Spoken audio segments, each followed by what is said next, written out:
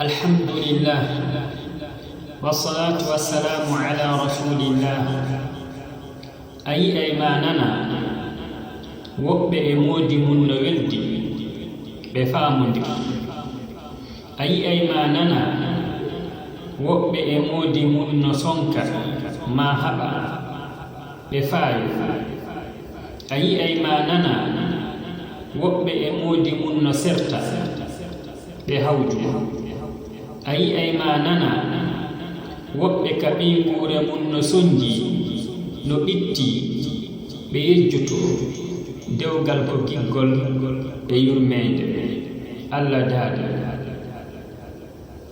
ومن آياته أن خلق لكم من أنفسكم أزواجا لتسكنوا إليها وجعل بينكم مودة ورحمة إن في ذلك لآيات لقوم يتفكرون. dewgal komo beeyo deeɗi e ɗoya haa soljaaji aduna ɗi yejjitee on tuma giggol ngol duumo si neeɗi yurmeende nden jokka sinaa ɗum ngal juutata. Tasko faama ko heewi ko ɗuuɗi.